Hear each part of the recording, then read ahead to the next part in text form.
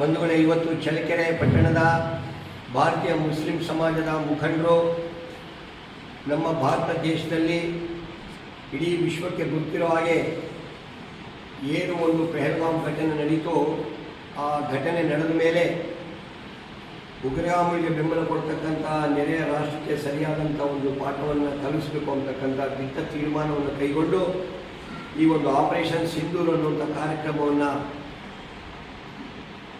ನಮ್ಮ ದೇಶದಲ್ಲಿ ಕೈಗೊಂಡು ಆ ಒಂದು ಉಗ್ರಗಾಮಿಗೆ ಬೆಂಬಲ ಕೊಡ್ತಕ್ಕಂಥ ರಾಷ್ಟ್ರಕ್ಕೆ ಮತ್ತು ಉಗ್ರಗಾಮಿಗೆ ದಿಟ್ಟವಾದಂಥ ಉತ್ತರವನ್ನು ನಮ್ಮ ದೇಶ ಕೊಟ್ಟಿದೆ.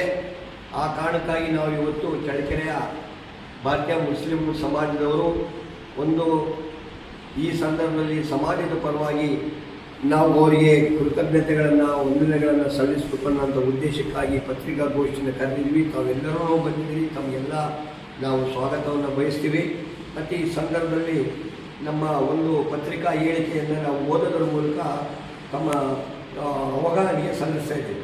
ಆಪರೇಷನ್ ಸಿಂಧೂರ್ ಜಿಂದಾಬಾದ್. ಚಳ್ಳಕೆರೆ ಪೆಹಲ್ಗಾಮ್ನಲ್ಲಿ ಪಾಕಿಸ್ತಾನ ಬೆಂಬಲಿತ ಉಗ್ರಗಾಮಿಗಳು 28 ಅಮಾಯಕ ಪ್ರವಾಸಿಗರ ಮೇಲೆ ಗುಂಡು ಹಾರಿಸಿ ಹತ್ಯೆ ಮಾಡಿದ ರಾಕ್ಷಸಿ ಕೃತ್ಯವನ್ನು ಚಳ್ಳಕೆರೆಯ ಭಾರತೀಯ ಮುಸ್ಲಿಂ ಬಾಂಧವರು ಖಂಡಿಸುತ್ತೇವೆ.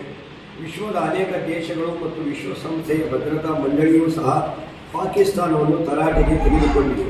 ಪಹಲ್ಗಾಮ್ ದಾಳಿಗೆ ಪ್ರತ್ಯುತ್ತರವಾಗಿ ಆಪರೇಷನ್ ಸಿಂಧೂರ್ ಮೂಲಕ 9 ಉಗ್ರಗಾಮಿ ಶಿಬಿರಗಳ ಮೇಲೆ ದಾಳಿ ನಡೆಸಿ ಅನೇಕ ಉಗ್ರರನ್ನು ಸಂಹರಿಸುವುದರ ಮೂಲಕ ಭಾರತದ ಸೈನಿಕರು ಪಾಕಿಸ್ತಾನಕ್ಕೆ ದಿಟ್ಟ ಉತ್ತರ ನೀಡಿದ್ದಾರೆ.